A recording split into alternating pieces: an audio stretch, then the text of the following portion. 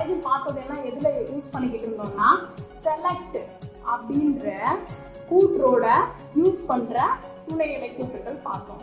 இப்போ and or not இது எதோட யூஸ் பண்ண போறோம்னா வேர் அப்படிங்கிற துணைநிலை கூற்றோட இந்த செயற்கைகள் இணைந்து செயல்பட போகுது. இது இன்னும் ஈஸியா இருக்கும். அண்ட் அப்படின்னா என்ன அர்த்தம்? இரண்டு கூற்றுகளும் சரி எனில் சரி என்ற வெளியீட்டை கொடுக்கும்.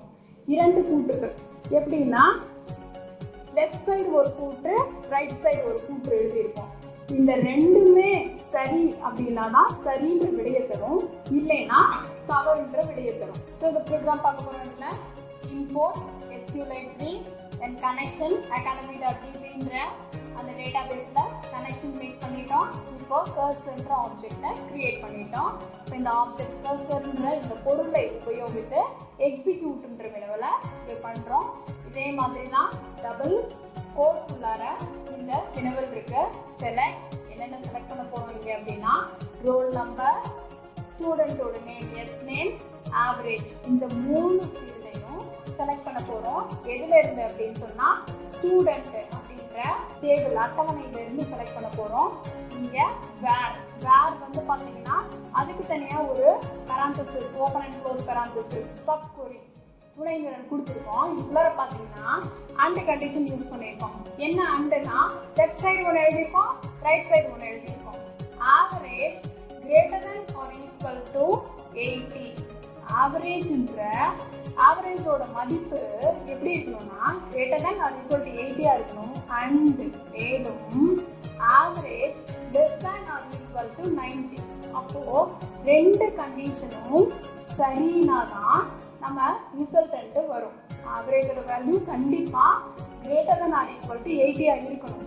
சப்போஸ் இப்போ நம்ம வந்து average greater than or equal to 80 check பண்ணுறோம். செக் பண்ணும்போது நம்மளோட அந்த அட்டவணை ஸ்டூடெண்ட்ன்ற அட்டவணையில் இந்த மாதிரி தரவு எதுவுமே இல்லைன்னு வச்சுக்கோங்க. அப்போ என்ன பண்ணாதுன்னா அண்டுக்கு இந்த சைடில் இருக்கிறது தவறு, average greater than or equal to 80 அப்படிங்கிற இந்த கண்டிஷன் தவறு அப்படின்னா அடுத்த கண்டிஷனை செக்கே பண்ணாது. Average less than or equal to 90 அப்படிங்கிற அந்த கண்டிஷனை அது செக்கே பண்ணாது. ஏன்னா ஒன்று தவறாக இருந்து இன்னொன்று சரியாக இருந்தாலும் நமக்கு ரிசல்ட் வராது. அதனால average greater than or equal to 80 தவறு அப்படின்னா வெளியில் வந்துடும் எதுவுமே இல்லைன்னு சொல்லிட்டு. இந்த லெஃப்ட் சைடு இருக்கிற average greater than or equal to 80ன்ற இந்த கண்டிஷன் சரினா தான் அடுத்த கண்டிஷனை செக் பண்ணணும். இப்போ செக் பண்ணி ரிசல்ட்டை கொண்டு வந்து ரிசல்ட்ன்ற ஆப்ஜெக்டில் ஸ்டோர் பண்ணிட்டோம். யூஸிங் cursor.fetchAllன்ற இந்த ஃபங்க்ஷனை யூஸ் பண்ணி, இந்த செயற்குறை யூஸ் பண்ணி அதுக்கப்புறம் பிரிண்ட் பண்ண போகிறோம். முதல்ல பார்த்த மாதிரியே தான் பிரிண்ட்டு ஒவ்வொரு லைன் பை லைனாக பண்ண போகிறோம், மடக்கை யூஸ் பண்ணாமல். அதனால செப்பரேட்டர் யூஸ் பண்ணுறோம். ஸோ இதோட ரிசல்ட்னு பார்த்தோம்னா 2 தரவு மட்டும் நமக்கு கிடைச்சிருக்கு. ஒன்று அக்ஷய் 87.8, இன்னொன்று வரும் 80.6. இந்த ரெண்டும் மேலே கொடுத்துருக்கு. அந்த அண்ட் கண்டிஷன் ரெண்டையும் பூர்த்தி பண்ணுறதுனால இந்த 2 வெளியீடு வந்திருக்கு. சப்போஸ் எதுவுமே இல்லை அப்படின்னா வெளியீடு நமக்கு கிடைக்காது. அடுத்தது என்ன பார்க்க போகிறோம்னா ஆர் அண்டுக்கு ஆப்போசிட் ஏதாவது ஒன்று தான். இந்த சைடு சரியாக இருந்தால் வச்சுக்கலாம் ஆன்சர், இல்லைன்னா அந்த சைடு. 2 கூற்றுகளுள் ஏதேனும் ஒன்று சரி எனில் சரி என்ற வெளியீட்டை கொடுக்கும். இது சரின்னா கூட பரவாயில்ல, இது இல்லையா இது சரியா இருந்தா கூட பரவாயில்ல அப்படின்னு கேட்கறது தான் ஆர் கூற்று. அண்டுன்னா அதெல்லாம் இல்லை, ரெண்டுமே சரியா இருக்கணுன்றது தான் அண்டு கூற்று. இதுல அதே தான் program. 3 line common line SQLite 3 import பண்ணிக்கிறோம். கனெக்ஷன் மேக் பண்ணுறோம் academy.dbல. ஏன்னா அதில் தான் ஸ்டூடெண்ட்ன்ற அட்டவணை இருக்குது. ஆப்ஜெக்ட் மூலமாக கனெக்ஷன்ற மாடியூலில் இருக்க கர்சர்ன்ற மாடியூலில் கர்சர்ன்ற ஆப்ஜெக்டை க்ரியேட் பண்ணிக்கிறோம். இந்த கர்சர் ஆப்ஜெக்ட் மூலமாக தான் நம்ம என்ன பண்ண போகிறோம்னா அந்த வினவல்களுக்கு இந்த பொருள் மூலமாக தான் வினவல்களை நம்ம SQLite கேட்க போகிறோம். அதனால cursor.execute அதே லைன். பட் இங்கே என்ன போட்டிருக்கோம்னா இந்த கண்டிஷன் வேறு மாற்றிருக்கோம். Select roll number, S name, எதுலேருந்து செலக்ட் பண்ணுறோம் ஸ்டூடெண்ட்ன்ற அட்டவணையிலேருந்து. இங்கே கண்டிஷன் என்னன்னா ஆவரேஜ் greater than 60 or அல்லது average less than 70. இப்போ average greater than 60 சரி அப்படின்னா உடனே பிரிண்ட் பண்ணிடும். இது தப்புன்னா அடுத்ததை செக் பண்ணணும். ஆவரேஜ் கிரேட்டர் தென் 60 சரி என்ன அப்படின்னா இதுக்குள்ளார ஏதாவது தரவு நமக்கு கிடைக்குதான்னு பார்க்கணும். கிடைச்சதுன்னா அதோடய விட்டுட்டு பிரிண்ட்டுக்கு போயிடும். இது தவறு. ஆவரேஜ் கிரேட்டர் தென் 60ன்ற இந்த கண்டிஷன் தப்பு அப்படின்னா அடுத்த கண்டிஷனை போய் செக் பண்ணணும். அடுத்தது ஆவரேஜ் லெஸ் தேன் 70லயாவது ஏதாவது இருக்கா, ஆவரேஜ் கிரேட்டர் தென் 60ல ஏதாவது இருக்கா, இருக்குன்னா உடனே பிரிண்ட் பண்ணிடும். இல்லையா ஆவரேஜ் லெஸ் தேன் 70லயாவது ஏதாவது இருக்கான்னு பார்க்கணும். பார்த்துட்டு ரெண்டுலையுமே எதுவுமே இல்லைன்னா எதுவும் பிரிண்ட் பண்ணாது. ஏதாவது ஒன்று சரின்னா பிரிண்ட் பண்ணிடும். ரிசல்ட்டாக என்ன பண்ணிடணும்னா ரிசல்ட்ன்ற ஃபெச்ஆல் கொடுத்து ரிசல்ட்டை நம்ம ஸ்டோர் பண்ணியிருக்கோம். தென் அதை பிரிண்ட் பண்ணுறோம். இதில் ரிசல்ட் பார்த்தோம்னா தெரியும். ஏன்னா நம்மளோட அட்டவணையில் இந்த கண்டிஷன் பார்த்தீங்கன்னா எல்லாமே கிரேட்டர் தென் 60ல தான் இருக்கு. ஃபர்ஸ்ட் மினிமம் வேல்யூவை பார்த்தீங்கன்னா 62.3 தான் இருக்கு. அதனால எல்லாமே என்னன்னா நமக்கு கிரேட்டர் தென் 60, அதனால எல்லாமே பிரிண்ட் ஆயிடுச்சு. அடுத்தது நாட். சரினா தவறும், தவறுன்னா சரி அப்படின்ற வெளியீட்டை கொடுக்கும். அது ப்ரோக்ராம் பார்க்க போகிறோம். நிரலில் பார்த்தா தெரியும். Import SQLite3 then academy.db connect பண்ணுறோம். ஆப்ஜெக்ட் கிரியேட் பண்ணுறோம். இந்த ஆப்ஜெக்டை யூஸ் பண்ணி எக்ஸிக்யூட் பண்ணுறோம். Select star from student. ஸ்டார்னா இந்த இடத்துல என்ன அர்த்தம்னா முதல்ல என்ன சொல்லிட்டு இருந்தோம்னா இந்த நிரல் அந்த காலமோட பேர் சொல்லிட்டு இருந்தோம். இந்த காலம் எஸ் நேம் வேணும், ஜெண்டர் வேணும் அப்படின்னு சொல்லிக்கிட்டு இருந்தோம். இப்போ அதெல்லாம் எதுவும் சொல்ல. ஸ்டார்னா என்ன இருக்கும்னா அந்த அட்டவணையில இந்த எவ்வளவு காலம் இருக்கோ அத்தனை காலத்தையும் எனக்கு பிரிண்ட் பண்ணு, எனக்கு கொடு, எக்ஸிக்யூட் பண்ணி அவுட்புட்ல கொடு அப்படின்னு அர்த்தம். So select star from student where condition கொடுக்குறேன். என்ன கண்டிஷன்னா ஃபர்ஸ்ட் பார்த்தோம்னா கிரேட் ஈக்குவல் டு சிங்கிள் கோட்ல ஏ போட்டிருக்கேன். முன்னாடி என்ன போட்டிருக்கேன்னா நாட். அப்படின்னா என்ன அர்த்தம்னா கிரேடு ஏவா இருக்கக்கூடாது. அண்ட் கண்டிஷன் போட்டிருக்கேன். அதனால அடுத்ததையும் செக் பண்றேன். கிரேட் ஈக்குவல் டு பி, அதுக்கு முன்னாடி நாட். அப்ப என்ன அர்த்தம்னா செலக்ட் ஸ்டார் ஃப்ரம் ஸ்டூடெண்ட். ஸ்டூடெண்ட்ல இருக்கிற எல்லாத்தையும் செலக்ட் பண்ணேன். ஆனா அதுல என்ன இருக்கக்கூடாதுன்னா கிரேட் ஏவும் இருக்கக்கூடாது, கிரேட் பியும் இருக்கக்கூடாது. ஸோ அந்த ரிசல்ட்ல ஸ்டோர் பண்றோம். வெளியீடு பார்த்தா நமக்கு தெரியும் CD அப்படின்னு மட்டும் இருக்கு. மதிப்பீட்டு சார்புகள் நெடுவரிசையில் உள்ள மதிப்புகளை கொண்டு செயல்பாடுகளை செய்து ஒரே ஒரு மதிப்பை, நல்லா ஞாபகம் வச்சுக்கோங்க, ஒரே ஒரு மதிப்பை விடையாக கொடுக்கும். இங்க கொடுத்துருக்கிற இந்த எல்லா ஃபங்க்ஷனும் ஒரு செயல்பாடு செஞ்சு நமக்கு விடையா ஒரே ஒரு விடை மட்டும்தான் கிடைக்கும். ஸோ அதுல என்னென்ன இருக்குன்னு பார்க்கலாம். கவுண்ட், மின், ஏபிஜினா ஆவரேஜ், சம், மேக்ஸ், மொத்தமா 5 செயல்பாடுகள் இருக்குங்க. ஒவ்வொன்றையா பார்க்க போறோம். ஃபர்ஸ்ட் ஒன் வந்து கவுண்ட். இது என்ன பண்ணும்னா அட்டவணையில் உள்ள வரிசைகளின் எண்ணிக்கையை கணக்கிட உதவும். நல் மதிப்புகளை கணக்கிடாது. ஃபர்ஸ்ட் வரிசைகளை எப்படி கணக்கிடுது அப்படிங்கிறத நம்ம நிரலை யூஸ் பண்ணி பார்க்கலாம். வரிசைகளின் எண்ணிக்கையை கணக்கிட உதவக்கூடிய நிரல் இது. அதே 3 லைன் எழுதியிருக்கோம். இம்போர்ட் பண்ணிட்டோம், கனெக்ஷன் மேக் பண்ணிட்டோம் academy.dbல. தென் கர்சர்ன்ற பொருளை உருவாக்கிட்டோம். இந்த பொருள் மூலமா எக்ஸிக்யூட் பண்றோம். என்ன பண்றோம்? Select count of star from student. இந்த இடத்துல கவுண்ட் ஸ்டார் அப்படிங்கிறது இந்த ஸ்டூடெண்ட் அப்படின்ற இந்த அட்டவணையில எத்தனை பதிவுகள் இருக்கு அப்படின்றதுக்கான அர்த்தம் தான் கவுண்ட் ஆஃப் ஸ்டார். மொத்தம் எத்தனை பதிவுகள் இருக்கு அப்படின்றத நம்ம கர்சர்ல எக்ஸிக்யூட் பண்ண சொல்றோம். தென் ரிசல்ட்டை ஃபெட்ச் பண்ண சொல்றோம்.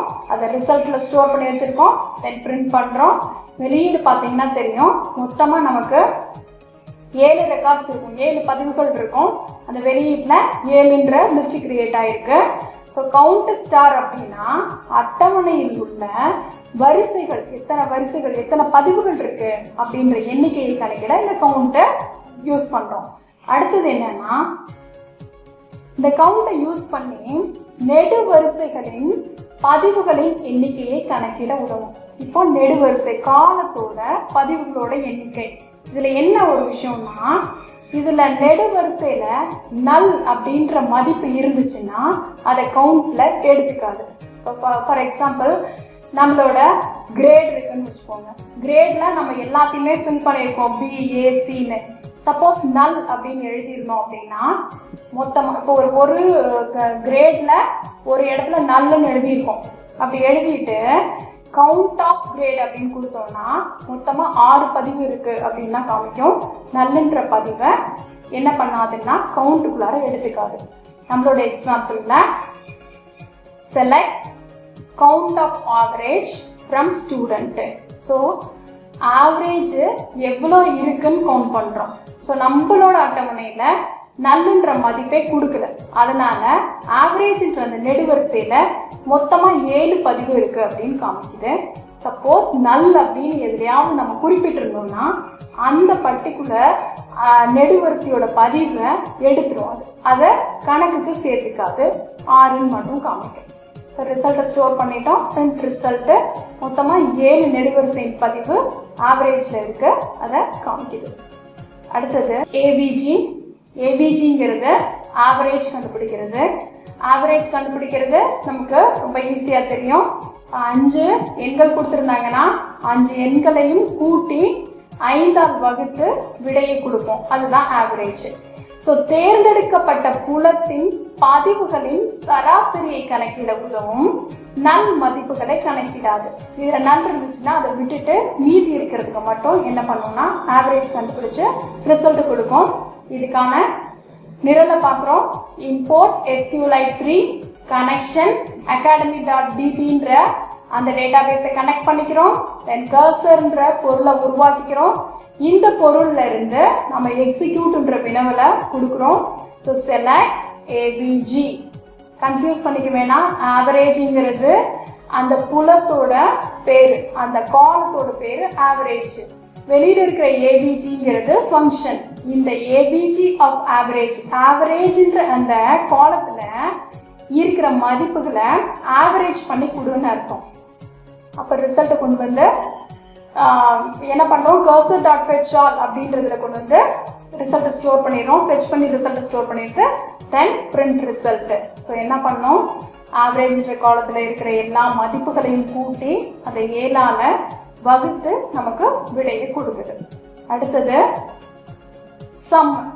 ரொம்ப ஈஸியானது, எல்லாத்துக்கும் தெரிஞ்சது. தேர்ந்தெடுக்கப்பட்ட புலத்தின் பதிவுகளின் கூட்டுத்தொகை. கூட்டுத்தொகையை கணக்கிடுவதற்காக இந்த சம்ன்ற ஃபங்க்ஷனை யூஸ் பண்றோம். இதுலயும் நல் மதிப்புகளை கணக்கிடாது. எக்ஸாம்பிள் உதாரணம் நிரல் பார்க்குறோம். இம்போர்ட் SQLite 3 academy.db கனெக்ட் பண்ணிக்கிறோம். கர்சர் அப்படின்ற ஆப்ஜெக்ட் பொருளை உருவாக்குறோம். அந்த பொருள் மூலமா எக்ஸிக்யூட்ன்ற வினவலை கேட்குறோம், வினவலை எழுதுறோம். Select sum of average. ஆவரேஜுங்கிறது என்னது, அந்த புலத்தில் உள்ள பேர், அந்த காலத்தோட பேர். அதுல இருக்கிற எல்லா மதிப்புகளையும் கூட்டணும். அதுதான் சம். அதோட கூட்டுத்தொகையை கொண்டு வந்து கர்சர்ல வச்சிரும். cursor.fetch all அந்த கூட்டுத்தொகையை கொண்டு வந்து ரிசல்ட்ல ஸ்டோர் பண்ணோம். தென் ரிசல்ட்டை நாம பிரிண்ட் பண்றோம். மேக்ஸ் மற்றும் மின் பேர்லயே ஈஸியா தெரிஞ்சுக்கலாம். மேக்ஸிமம் வேல்யூவை கொடுக்கும், மினிமம் வேல்யூவை கொடுக்கும். மேக்ஸ்னா தேர்ந்தெடுக்கப்பட்ட புலத்தின் பெரிய மதிப்பை விடையாக கொடுக்கும். கொடுத்திருக்கிற புலத்திலேயே எது பெரிய மதிப்போ அதுதான் விடை. மேக்ஸ்ன்ற ஃபங்க்ஷன் யூஸ் பண்ணோம்னா. மின் அப்படின்னா தேர்ந்தெடுக்கப்பட்ட புலத்தின் சிறிய மதிப்பு, இருக்கிறதுல எது சின்னதோ அதோட மதிப்பை விடையா கொடுக்கும். நம்ம நிரல் பார்த்தோம்னா தெரியும். இந்த நிரல்ல ஃபர்ஸ்ட் 3 லைனை SQLite 3 இம்போர்ட் பண்ணிக்கிறோம், இணைச்சிக்கிறோம். தென் கனெக்ட் பண்றோம். ஃபர்ஸ்ட் 3 லைன் நமக்கு தெரிஞ்ச அதே ஃபெமிலியர் லைன் தான். ஸோ SQLite 3 இம்போர்ட் பண்ணிட்டோம். தென் academy.dbன்றத கனெக்ட் பண்ணிடுறோம். அண்ட் தென் ஒரு பொருளை உருவாக்கிட்டோம். இதுல என்ன பண்றோம்னா, இதுல வந்து பாத்தீங்கன்னா நம்மளோட பிரிண்ட் ஸ்டேட்மெண்ட் இடையில கொடுத்துருக்கோம். எதுக்காகனா வெளியீடு இன்னும் ரீடபிலிட்டியா இருக்கணும்ன்றதுக்காக, பார்த்த உடனே புரியணும், ஈஸியா புரியணும்ன்றதுக்காக ஒரு பிரிண்ட் ஸ்டேட்மெண்ட் இதுல இன்க்ளூட் பண்றோம். பிரிண்ட்டுக்குள்ளார என்ன இருக்குன்னா, displaying the name of the highest average, அதை பிரிண்ட் பண்ணிடும். இப்போ எக்ஸிக்யூட் பண்றோம். கர்சர்ன்ற ஆப்ஜெக்டை யூஸ் பண்ணி, பொருளை யூஸ் பண்ணி என்ன எக்ஸிக்யூட் பண்ண போறோம்னா, select S name comma max of average. மேக்ஸ்ன்ற ஃபங்க்ஷனை யூஸ் பண்றோம். ஆவரேஜ்ன்ற அந்த புலத்துல இருக்கிற மேக்ஸிமம் வேல்யூ, இருக்கிறதுலயே பெரிய மதிப்பு எதுவும் அதை இந்த இடத்துல பிரிண்ட் பண்ண போறோம். ஃப்ரம் ஸ்டூடெண்ட்ன்ற அட்டவணையில இருந்து. இப்போ இந்த ரிசல்ட் என்ன பண்ண போறோம், cursor dot fetch all fetch பண்ணி ரிசல்ட்ல ஸ்டோர் பண்ணிட்டோம். அந்த ரிசல்ட்டை பிரிண்ட் பண்றோம். அடுத்தது அதுலயே நம்ம மின்னையும் யூஸ் பண்றோம். Print displaying the name of the least average. இதை எக்ஸிக்யூட் பண்றோம். அதுக்கப்புறம் பிரிண்ட் ஸ்டேட்மெண்ட்டுக்கு அப்புறம் கர்சர் எக்ஸிக்யூட் பண்றோம். செலக்ட் எஸ் நேம், ஸ்டூடெண்டோட name comma min of average. ஆவரேஜ்ன்ற அந்த புலத்துக்குள்ளார இருக்கிறதுலயே சிறிய மதிப்பு எதுவோ அதை அதுக்குள்ளார எடுத்துக்கும். அது எங்க இருக்குன்னா, ஸ்டூடெண்ட்ன்ற அட்டவணையில இருக்கு. ஸோ இந்த கர்சர்ல இருக்கிறத ஃபெட்ச் பண்ணி ரிசல்ட்ல ஸ்டோர் பண்றோம். தென் ரிசல்ட்டை பிரிண்ட் பண்றோம். நம்ம பிரிண்ட் அவுட்புட் பார்த்தா தெரியும் வெளியீட்டுல. ஸோ ஃபர்ஸ்ட் ஒரு பிரிண்ட் கொடுத்துருந்தோம், displaying the name of the highest average. So அதுல S name max average print ஆயிருக்கு. Then displaying the name of the least average. So பேரு அதோட least value of the average print ஆயிருக்கு. So இது வரைக்கும் என்ன பார்த்தோம் அப்படின்னா, நம்மளோட SQL வினவலை யூஸ் பண்ணி பைத்தான் அப்படின்றதோட எப்படி வந்து கம்யூனிகேட் பண்றது, பைத்தான் எப்படி SQLோட கம்யூனிகேட் பண்ணி தரவுகளை எடுத்து உபயோகமான தரவுகளா மாத்துறது, அதுக்கு என்னென்ன மாதிரியான வினவல்கள் தேவை அப்படிங்கிறத நம்ம பார்த்தோம். ஸோ துணை நிரல்கள் பார்த்தோம், மதிப்பீட்டு செயற்கூறுகள் பார்த்தோம். பைத்தானை ஃபர்ஸ்ட் ஓபன் பண்ணிக்க போறோம். நான் சர்ச் பாக்ஸ்ல ஐடி டைப் பண்றேன். பாத்தீங்கன்னா ஐடிஎல்இ பைத்தான் ஓபன் ஆயிடுச்சு. இதை ஓபன் பண்றேன். டபுள் கிளிக் பண்ணி பைத்தான்ல நிறைய நிரல்கள் இருக்கு. ஓபன் ஆயிடுச்சா? இப்போ இது பைத்தான் ஷெல் ஓபன் ஆயிருக்கு. இதுல போய் ஃபைல், நியூ ஃபைல் கொடுத்து இதை ஓபன் பண்ணிக்கிறேன். இதை மேக்ஸிமைஸ் பண்ணிக்கிறேன். தென் ஸ்டூடெண்ட் அப்படின்ற ஒரு அட்டவணை இருக்கு. இந்த அட்டவணை எப்படி எக்ஸிக்யூட் ஆகுதுன்னு பார்க்க போறோம். இதுல டைப் பண்ணி வச்சிருக்கிறத நான் செலக்ட் பண்ணி காப்பி பண்ணி Ctrl C ஓபன் ஆயிடுச்சு. இதுல போய் Ctrl V பேஸ்ட் பண்ணிட்டேன். இப்போ இந்த ஃபைலுக்கு ஒரு பேர் கொடுக்க போறேன். ஃபைல் சேவஸ். இது ஸ்டூடெண்ட் அப்படின்ற அட்டவணைன்றனால நான் ஸ்டூடெண்ட் அப்படின்னு பேர் கொடுத்துக்கிறோம். நம்ம ஸ்டூடெண்ட்னு பேர் கொடுத்துக்கிறோம். இதை சேவ் பண்ணிடுறோம். இப்போ இதை ரன் பண்ணி பார்க்க போறோம். ரன் பண்ணும்போது இதுல என்னென்ன இருக்கு அப்படின்னு சொன்னா, ஃபர்ஸ்ட் இம்போர்ட் பண்ணிக்கிறோம் SQLite 3. SQLite 3ன்ற மாடியூலை கொண்டு வந்து வச்சுக்கிறோம். அப்பதான் அந்த SQLite 3ல இருக்கிற தரவு தளங்கள்ல இருக்கிற அந்த தரவுகள் எல்லாம் வந்து நாம அந்த தரவுகளில் வேலை செய்ய முடியும். இதுல academy.db அப்படின்ற தரவு தளத்தை ஓபன் பண்றோம். இந்த ஸ்டூடெண்ட்ன்ற அட்டவணையில ரோல் நம்பர் இருக்கு. இது வந்து இன்டீஜர் பிரைமரி கீ அப்படின்னா இதெல்லாம் ஒருத்தருக்கு யூஸ் பண்ண ஒரு நம்பரை இன்னொரு முறை அந்த நம்பரை பயன்படுத்த மாட்டோம். அந்த மாதிரி எண்களை வந்து இந்த ரோல் நம்பர்ல எழுதணும். தென் அதுக்கப்புறம் எஸ் நேம், வேர் கேர், தென் கிரேடு, கேர் 1. வேர் கேருக்கும் கேருக்குமான வித்தியாசம் என்ன அப்படின்னா, மெமரி நினைவக பகுதியை வந்து இந்த கேர் வந்து வேஸ்ட் பண்ணும். வேர் கேர் வந்து நினைவக பகுதியை வேஸ்ட் பண்ணாது. அதுக்கப்புறம் ஜெண்டர், ஆவரேஜ், டெசிமல், மொத்தம் 5 எண்கள். அதுல 2 வந்து தசம புள்ளிக்கு அப்புறமா இருக்க நம்பர். அதுக்கப்புறம் பர்த்டே, டேட்டுக்காக டேட் தரவினத்தை இதுல எழுதிக்கிறோம். இது எல்லாத்தையும் கிரியேட் பண்ணதுக்கு அப்புறம் இதுல கேபிட்டல் லெட்டர்ல எழுதி இருக்கிறது எல்லாம் நம்மளோட சின்டாக்ஸ். மற்றதெல்லாம் ஸ்மால் லெட்டர்ல எழுதி இருக்கிறதெல்லாம் அந்த இடத்துக்கு தகுந்த மாதிரி ஸ்டூடெண்ட் வேற என்ன பேர் கொடுக்குறோமோ அதுக்கு தகுந்த மாதிரி அதை மாத்திக்கலான்றத தெரியப்படுத்துறதுக்காக தான் கேபிட்டல் ஸ்மால் லெட்டர் போட்டிருக்கோம். மொத்தமா 7 தரவுகளை வந்து கொடுத்துருக்கோம். கொடுத்ததுக்கு அப்புறம் இந்த அட்டவணையை சேவ் பண்றோம். சேவ் பண்றதுக்கான கமாண்ட் தான் commit. அதுக்கப்புறம் எக்ஸிக்யூட் பண்றோம். select star from student. Student அப்படின்ற அட்டவணையில் உள்ள தரவுகளை எல்லாம் எடுத்து கொண்டு வந்து வைக்கிறோம். then print star cursor dot fetch all set/newline. இதுக்கு என்ன அர்த்தம் அப்படின்னா, மடக்குகளை உபயோகிக்காமல் நம்மளோட ஸ்டூடெண்ட் அட்டவணையில் உள்ள தரவுகளை ஒவ்வொரு வரி இடைவெளியில ஒவ்வொரு லைன் கேப்ல இந்த தரவுகளை வந்து நாம பிரிண்டிங் ஸ்டேட்மெண்ட்ல கொடுக்கணுன்றதுக்காக இந்த பிரிண்ட்ல star cursor dot fetch all. Cursor dot fetch all அப்படின்னா என்ன அர்த்தம்னா, இந்த கர்சர்ல என்ன கரண்டா என்ன ஸ்டோர் பண்ணிருக்கோம், இதுக்கு முன்னாடி இருக்கிற statement select star from student. இதுல ஸ்டூடெண்ட் அப்படின்ற அட்டவணையில் இருக்கிற தரவுகள் எல்லாம் இந்த கர்சர்ல இருக்கும். அதுல இருக்கிறது எல்லாத்தையும் ஃபெட்ச் பண்ணி இந்த இடத்துல பிரிண்ட் பண்ணுன்னு எடுத்தோம். பிரிண்ட் பண்ணும்போது செப் ஈக்குவல் டு நியூ லைன் அப்படின்னா ஒவ்வொரு பதிவையும் நியூ லைன்ல பிரிண்ட் பண்ண அப்படின்னு அர்த்தம். இந்த கனெக்ஷனை க்ளோஸ் பண்றோம். இந்த 3 லைன் கண்டிப்பா முக்கியம். Connection equal to sqlite3.connect academy.db அப்படின்ற அந்த டேட்டாபேஸை ஃபர்ஸ்ட் கனெக்ட் பண்றோம். அப்புறம் கர்சர்ன்ற ஆப்ஜெக்டை கிரியேட் பண்றோம். இந்த இடத்துல drop table student கொடுத்துருக்கோம். முதல்லயே இந்த ஸ்டூடெண்ட்ன்ற அட்டவணை academy.db இருந்துச்சுன்னா அதை டெலீட் பண்ணிடு அப்படின்னு அர்த்தம். ரன் பண்றோம். ரன் பண்ண உடனே நமக்கு ரிசல்ட் வருது. மொத்தம் 7 இருக்கு. 7ல 1 by 1 பிரிண்ட் ஆயிருக்கு. ஏது 1 by 1 பிரிண்ட் ஆயிருக்குன்னா இந்த லைன்னால print star cursor dot fetch all separate new. Group by program ஒரு குறிப்பிட்ட பதிவுகளை வந்து ஒவ்வொரு குழுவா அமைக்கும். இங்க பார்த்தோம்னா குரூப் பை ஜெண்டர்னு கொடுத்துருக்கோம். ஸோ ஜெண்டர்ல 2 குழு இருக்கு, MF அப்படின்னு 2 குழு இருக்கு. அந்த ரெண்டையும் பிரிண்ட் பண்ணோம்.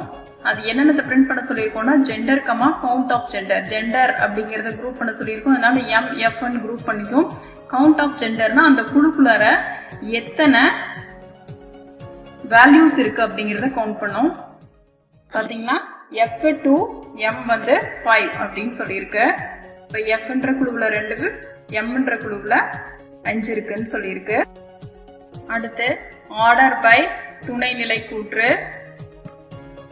ஆர்டர் பை இது வரிசையாக்கம் செய்ய பயன்படுகிறது. ஆர்டர் பை ஃப்ரம் ஸ்டூடெண்ட்ல இருந்து ரோல் நம்பர் எஸ் நேம் எடுக்கிறோம். Order by S name order பண்றோம், வரிசையாக்கம் பண்றோம். ஏறு வரிசை இல்லைன்னா இறங்கு வரிசையில. இந்த இடத்துல ஏறு வரிசையில் எழுதும். ஏறு வரிசையில் அசெண்டிங் ஆர்டர்ல குறிப்பிடுறதுக்கு வெறும் ஆர்டர் பை கொடுத்துட்டு இந்த காலம் நேம் கொடுத்தா போதும். டிசெண்டிங் ஆர்டர்ல குறிப்பிடணும் அப்படின்னா DESC அப்படின்னு குறிப்பிடணும். பார்த்தோம்னா ஆர்டர் பை பாத்தீங்கன்னா இந்த ரோல் நம்பர் மாறி இருக்கும். இந்த வேல்யூஸ் ஆர்டர்ல இருக்கும், ஆல்பபெட் ஆர்டர்ல இருக்கும். ஹேவிங் துணைநிலை கூற்று. ஹேவிங் துணைநிலை கூற்று வந்து குரூப் பைக்குள்ளார தான் யூஸ் பண்ண முடியும். குரூப் பைக்குள்ளார ஒரு கண்டிஷன் அப்ளை பண்றதுக்காக ஹேவிங் யூஸ் பண்றோம், வேர் கிளாஸ் மாதிரி. கவுண்ட் ஜெண்டர் கிரேட்டர் தென் 3 மற்றதெல்லாம் அதே தான். இந்த 2 வேல்யூவும் வாங்கினதுக்கு அப்புறமா count of gender greater than 3. So count of gender greater than 3 வந்து மேல்ல தான் இருக்கு, எம்ல தான் இருக்கு. எஃபோட கவுண்ட் 2 இருக்கு. அதனால வெறும் எம்மோட மதிப்பு மட்டும் இதுல வெளியிடும். இதுல பாத்தீங்கன்னா கர்சர் டாட் டிஸ்கிரிப்ஷன் ஒரு லைன் இருக்கு. இது தலைப்புகளின் நெடுவரிசையோட தலைப்புகளின் விவரங்களை கொண்டிருக்கும். இண்டெக்ஸ் ஆஃப் 0ல அதை பிரிண்ட் பண்றதுக்காக இந்த லைன் எழுதுறோம். ஓகே, பார்த்தோம்னா ரிசல்ட்ல பார்த்தோம்னா மேல பாத்தீங்கன்னா இந்த தலைப்புகள் கர்சர் டாட் டிஸ்கிரிப்ஷன் கொடுத்துருக்கனால இது வந்திருக்கு. தென் எம்மோட மதிப்பு 5 அப்படின்னு பதிவிடப்பட்டிருக்கு. அடுத்து அண்டு செயற்குறி. இது வேர் துணைநிலை கூற்றோட சேர்ந்து செயல்படும். And or not 3. இந்த அண்டுல roll number S name average இது எல்லாத்தையும் ஃபெட்ச் பண்ண போறோம். கண்டிஷன் என்னன்னா average greater than or equal to 80 and average less than or equal to 90. இந்த லெஃப்ட் சைடு இருக்கிற கண்டிஷனும் ட்ரூவா இருக்கணும், ரைட் சைட்ல இருக்கிற கண்டிஷனும் ட்ரூவா இருக்கணும். ஒன்னு ஃபால்ஸா இருந்தாலும் ரிசல்ட் டிஸ்பிளே பண்ணாது. இரண்டும் சரியாக இருந்தால் மட்டுமே இது ரிசல்ட்டை டிஸ்பிளே பண்ணும். ரிசல்ட்டை பாருங்க. ரிசல்ட் 2 வேல்யூஸ் வந்துருக்கு, அக்ஷய் அண்ட் வருண்.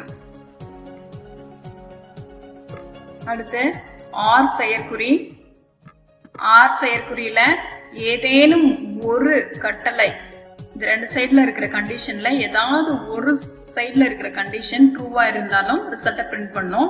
இது சரி, average greater than or equal to 60 அப்படி கிரேட்டர் than 60ன்ற இந்த கண்டிஷன் சரியாக இருந்துச்சுன்னா இந்த கண்டிஷனை செக் பண்ணாமையே ரிசல்ட்டை கொடுத்துரும். ரன் பண்றோம். ரிசல்ட்டை 7 பதிவுகளும் இதுல பிரிண்ட் ஆயிடும். அடுத்து நாட் செயற்குறி. நாட் செயற்குறி சரி என்றால் தவறும், தவறு என்றால் சரியும் பிரிண்ட் பண்ணும். நாட் கிரேட் ஏ, கிரேட் ஏவா இருக்கக்கூடாது.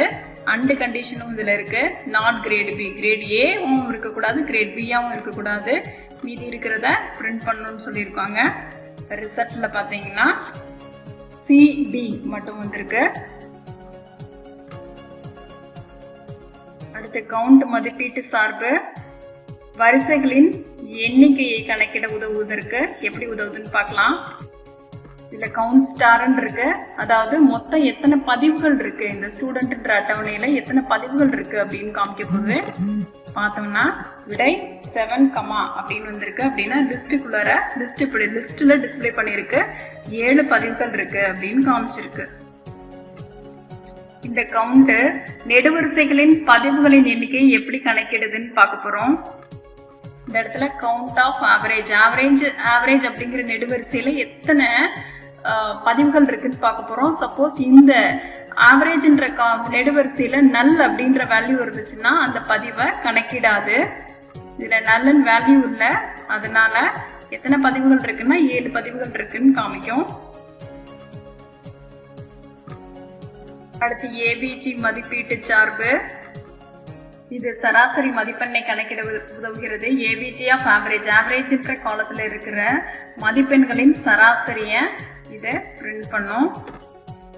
பாத்தீங்கன்னா ஒரு லைன்ல மதிப்பெண்களின் சராசரி பிரிண்ட் ஆயிருக்கு. இது வரைக்கும் என்ன பார்த்தோம்னா பைத்தான் எஸ்கியூஎல், பைத்தானை ஃப்ரண்ட் எண்டா வச்சுக்கிட்டு எஸ்கியூஎல் பேக் எண்டா வச்சுக்கிட்டு இந்த எஸ்கியூஎல்ல இருந்து பைத்தான் எப்படி தரவுகளை தருவிக்கிறது, அதுக்கு என்ன மாதிரியான வினவல்களை உபயோகிக்குது, அது மூலமா என்ன மாதிரியான உபயோகமான தகவல்களை இந்த பைத்தான் எடுத்துக்குது, கொண்டு வருது அப்படிங்கிறத பார்த்தோம். அதுக்கு என்னென்ன வினவல்கள் யூஸ் பண்ணுறது, அந்த என்னென்ன வினவல்கள், நிறைய வினவல்கள் யூஸ் பண்றோம். இதுல நாம பார்த்தது கொஞ்சம் கம்மியான வினவல்கள். என்னென்ன வினவல்கள் பார்த்தோம் அப்படின்னா துணைநிலை கூற்றுகள் பார்த்தோம். மொத்தம் 5 இருந்துச்சு. Distinct, where, group by, order by, having. அதுக்கப்புறமா அண்ட், ஆர், நாட் செயற்குறிகள் பார்த்தோம். அப்புறம் மதிப்பீட்டு செயற்குறிகள் counter, min, AVG, sum and maths.